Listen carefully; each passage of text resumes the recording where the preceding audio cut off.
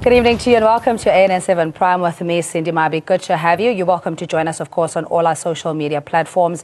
But this is our top story this half hour. Save UniZulu is escalating its attempts to get Parliament to investigate allegations of maladministration at the University of Zululand. The campaign leaders say action has to be taken against rampant corruption, nepotism, looting, sexual abuse of students, and the selling of degrees. The growing calls for action come after recommendations by the Portfolio Committee on Higher Education were apparently not followed through. Meanwhile, Campaign Secretary General Josephine Naika says all they want is to expose corruption and reinforce what Parliament has already said. Degrees for sale is real. In fact, there are currently students that have approached this committee to detail that a certain professor who is known to this committee is extorting money and sex from them on a daily basis to pay for his transport costs. They have told us plainly that why would they report this when rapes at the institution are covered up and the victims are the only ones that are treated like criminals. 17 students have died at UniZulu in 2017. Do black lives not matter? Students are raped and harassed, both male and female, which is swept under the carpet. There have been several cases of rape and sexual abuse of both male and female students. What has happened to the alleged perpetrators? They have been promoted, transferred to other institutions, while the victims' lives are shattered. The investigations are simply swept under the carpet. Why are reports funded by public money not being made public? For example, the Ernst & Young report was done in 2012. It has not seen the light of day, and there is a pending court case to request this report. This report was commissioned during the time of Minister Bladen Zamande, yet when we requested the report be made public, he refused. Parliament too has failed to act.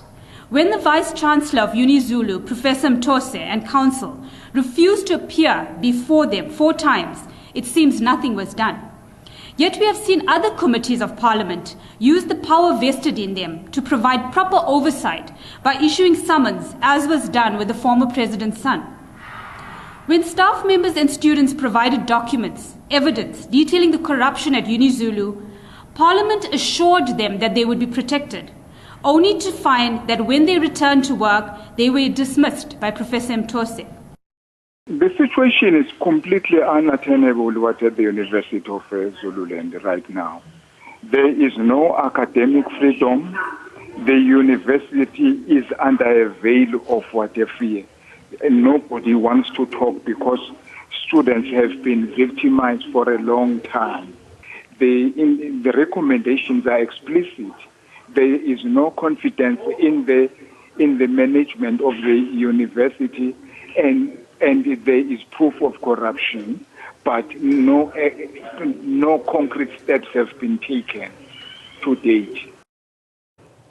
And you're welcome to give us a call on 011-542-1046, 011-542-1046 if you're an alumni or a current student at UniZulu, and share your experiences with us on the scathing allegations that have just come out of the press briefing. Joining us in studio is Sandile Mkhwanazi, chairperson of the UniZulu or Save UniZulu, and we'll also have Mduduzi Dlamini, who is a student and community member. Good evening to you, Mr. Mkhwanazi, and thanks so much for your time. Give us a sense of the composition of Save UniZulu. Who are the stakeholders? Good evening, Cindy, and good evening to the viewers at home. In fact, Save UniZulu is a non-profit organization that was started in 2016, so to say.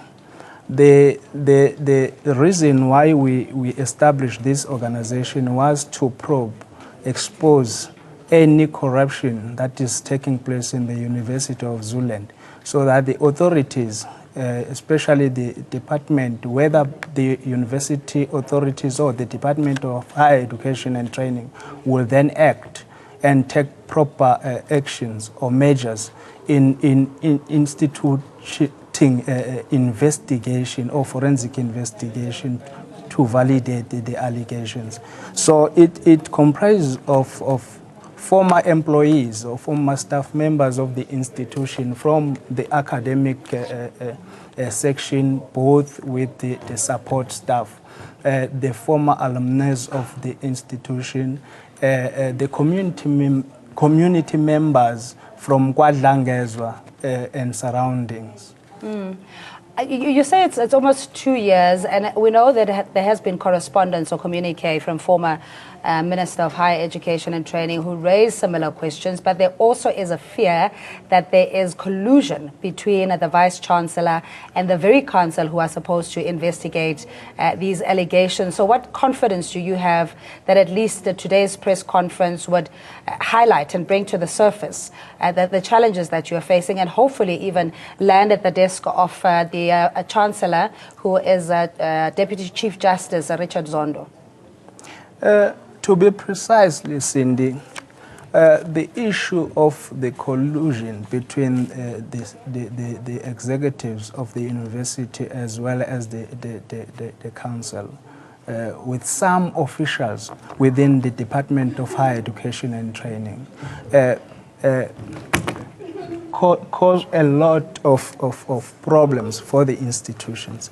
You see, but the appointment of the Deputy Chief Justice, Justice Zondo, brings hope for the community of that university and the Kwadlangezwa community as well. You see, Cindy, Ubheka, Deputy Chief Justice, being a professional person, what we are expecting as a UniZulu is that a man of that caliber coming to an institution that is clouded by a lot of allegations, especially around corruption, it says he's got two options.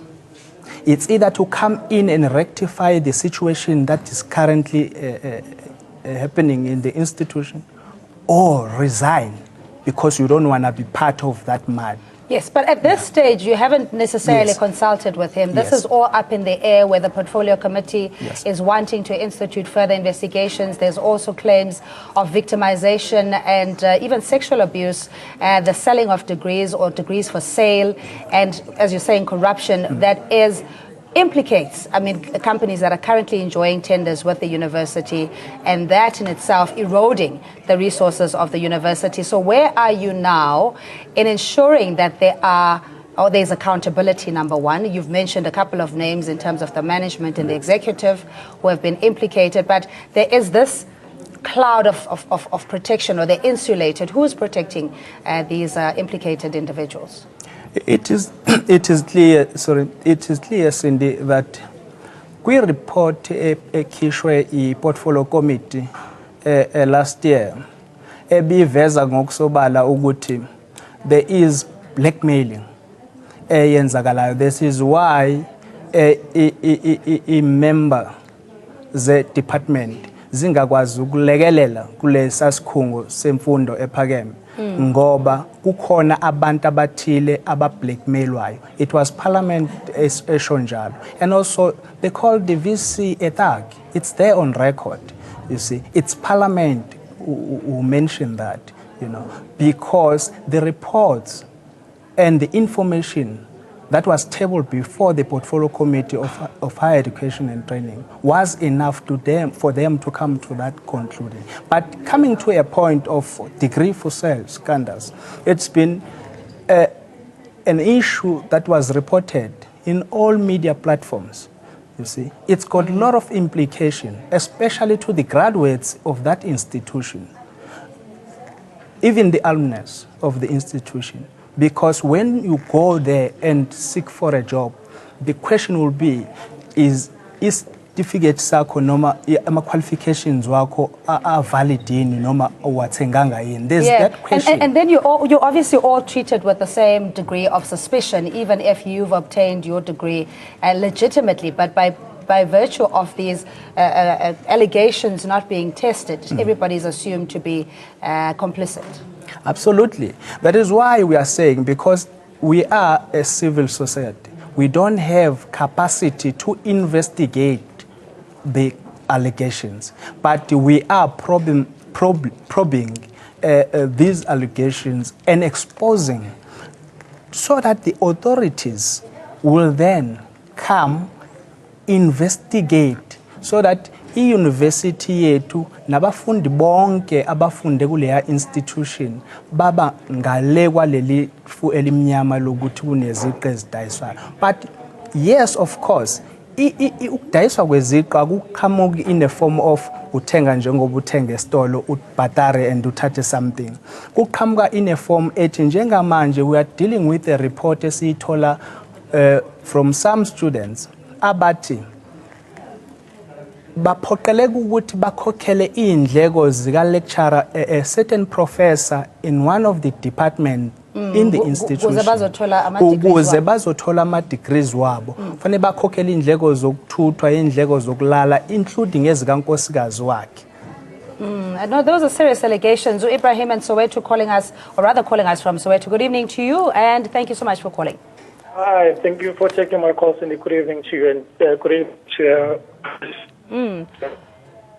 All right, what is your view on this matter? Or comment or question, Ibrahim?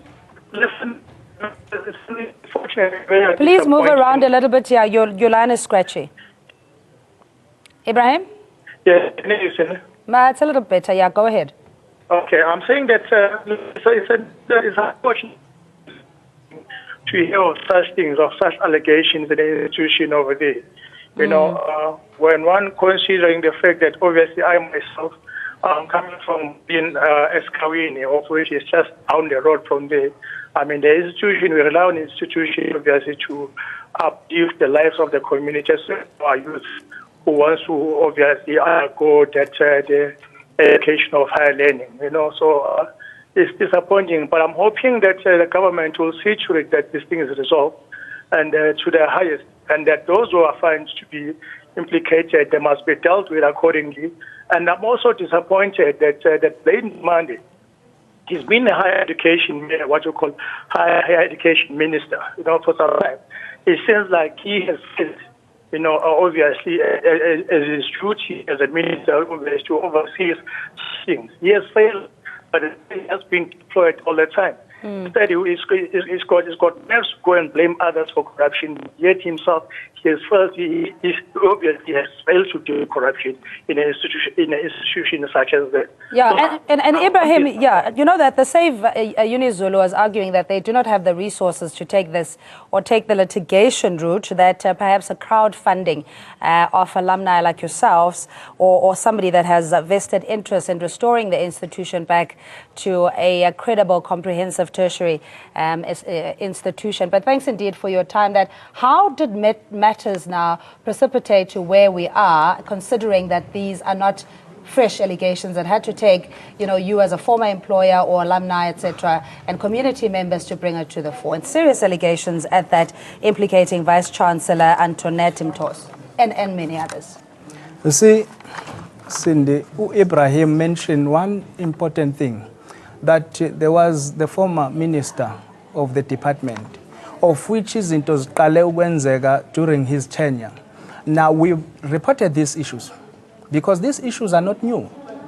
They've been there with the department, but the matter was that the willingness from the office of the minister in particular to deal with these issues, investigate and get to the bottom of them and deal with and devise relevant measures to clear the cloud of that is with the University of Zululand.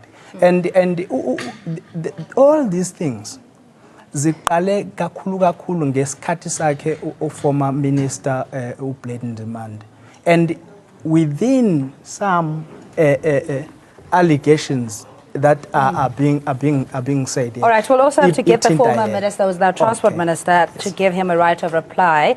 But we go to another caller now, Tabang in the northwest, Bokoni Bupirima. Good evening to you.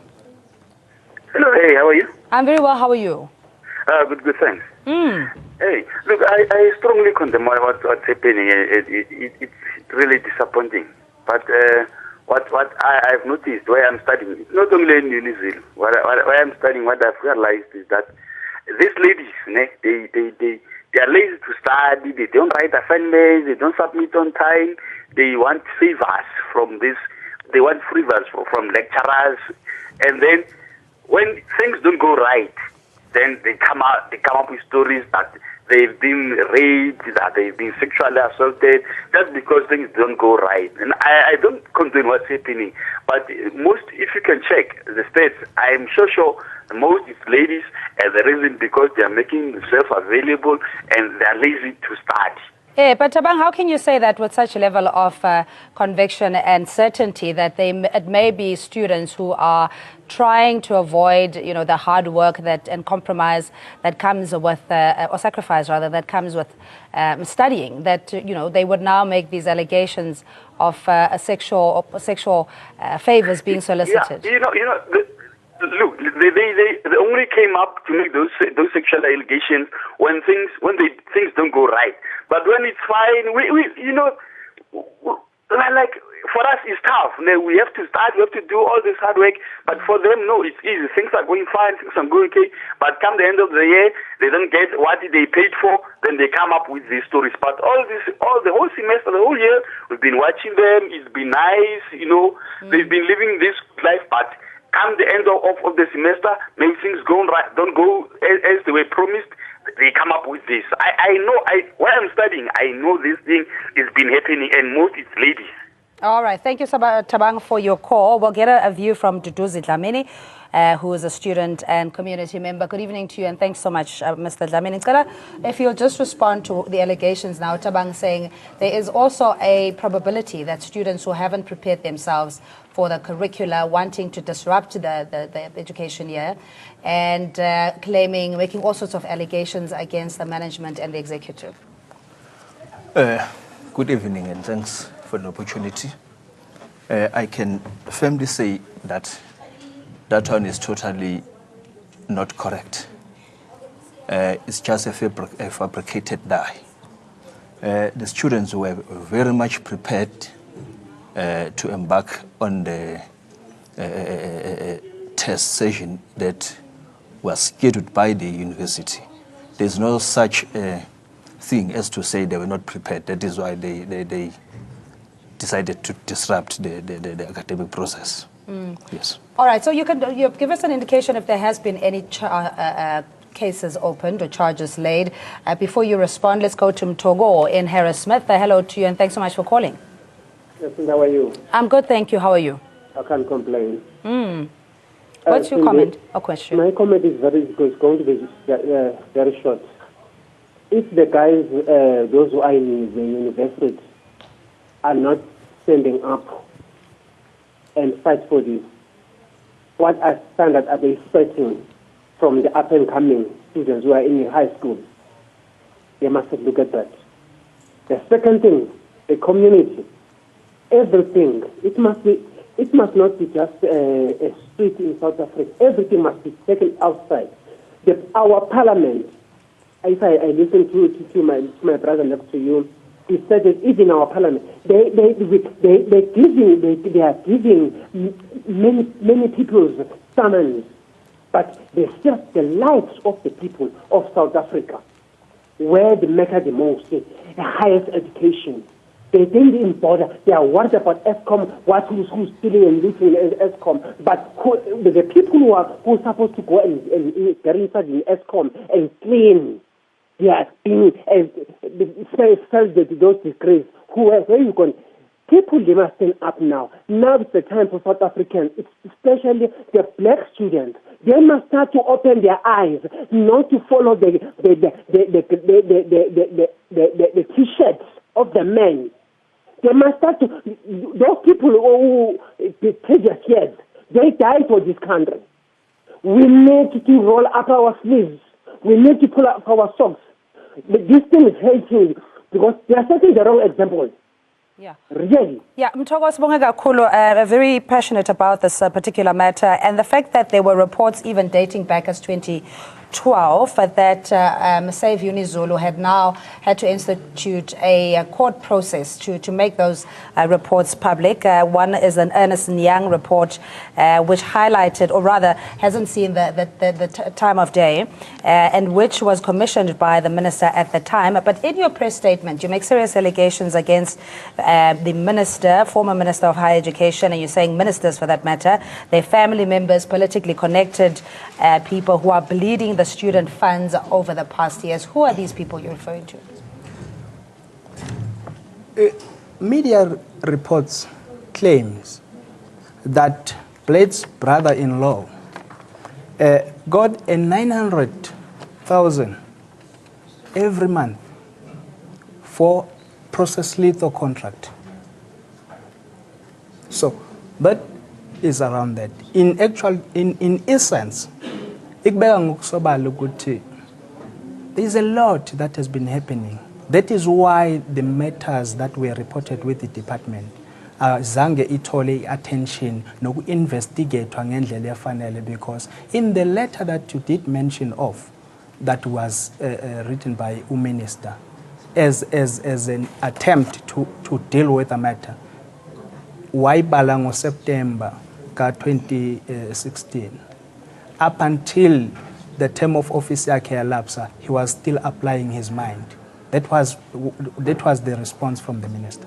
What would you like to see done? Mr. Dlamini, in light of these allegations, if reports are swept under the carpet, there is impunity, there is no accountability, and the schooling is disrupted at UniZulu, and all you want is to ventilate this matter so that it gets the necessary attention, hopefully even pressure Parliament, because now the allegations that the management is blackmailing the Department of Higher Education and Training, and therefore the inaction thereof, because there are vested interests that are benefiting from contracts at the university. Okay. I think what I can say on that is this. That is why we are standing up as Save UniZulu, as to set a tone that this thing must come to an end. We speak of the degree for sale saga. We speak of these rapes. We speak of this nepotism and other allegations, if I can say so. So that is where we come in as the Save UniZulu, as we fully aware that it is comprised of different bodies or stakeholders. So we are all sharing a common goal here of saving this institution, because this institution is the only one that we are having on the northern part of KwaZulu-Natal. Therefore, we must make it a point that we save each and everything of it. You see. All right, but besides a aggressive media campaign going forward, what other recourse do you have? What plans are you instituting to ensure that this matter is dealt with and expedited? Sike sabhalela iParliament in different occasions. One, maybe need to mention ukuthi useke wahlala in some of the sittings as a portfolio committee before umuntu aphume kuleya system ye university. But silindele ukuthi iParliament njengama representative abantu lapha on the ground, of which education is one of the first priority esathi siyayithatha njengezo. So it's upon all of us ukuthi siyi defend. But nevertheless, there was a case that was opened in 2016 by our founder, may his soul rest in peace, Ubaba Uhlakaniphani Jamile, eyivula with Amahawks, regarding these allegations. But akaze kunyakaze lutho up until today. And that is why, that is one of the things as Senza, sibe frustrated when relevant structures esirepota kuzona ku-government wethu silindele ukuthi zi-act to save that institution, to save that future of our next generation or our future generation Yeah, and I mean, you touched on this, but I just want us to give us a summary of the allegations, number one, and secondly, why you feel that the Council for Higher Education is compromised and are necessarily perpetuating Lama tender and the tender rigging and all sorts of victimization and abuse continues at the university. Mr. Dlamini. I think on that one, what we can say as Save UniZulu is that, you see, the 2017 CHE report, you can feel and you can get that this thing is fabricated just for the sake of submitting a report. Not necessarily that these findings are of good quality, you see. So it's just a matter of submitting, you see. There are no proven facts around it. So we feel that that council must revisit its duties, you see. Because even its composition is also questionable. All right, just very briefly, you also make the allegation that apartheid era or reminiscent thereof, Stratcom methods are being used to demonize those that speak out against corruption. Just elaborate very briefly. Maybe ukuchaza kabanzi kuleyo nto. Kwi-institution kunalento yokuthi ama-staff members are being victimized in many forms, where there is no academic freedom. When someone is criticizing a university constructively, that person will be punished, will be dismissed. You can't say a word. For example, there was a trade union there. AI organizer abasebenzi decide ukuthi ivalwe umlomo because abafisi nangelodwa ilanga abasebenzi baphakame basho izinto ababona ukuthi abagculisekile ngazo. Yeah, but bafowethu siphelelwe isikhathi into esingathembisa yona nje ukuthi we'll get a response from the Deputy Chief Justice and those in the echelons of power to respond to these allegations, but it's something that we'll watch very closely. Siyabonga kakhulu for your courage in bringing this matter to the fore. Sibonga kakhulu Cindy. Thank you so much. And that's Sandile Mkhwanazi, chairperson of the Save UniZulu, and Mduduzi Dlamini, a student and community member, and he's also part of the same campaign that are wanting to highlight corruption, nepotism, and allegations of maladministration and blatant corruption at UniZulu. You can continue with us on social media at ANN7 TV. For now, we'll take a quick break. We'll see you shortly.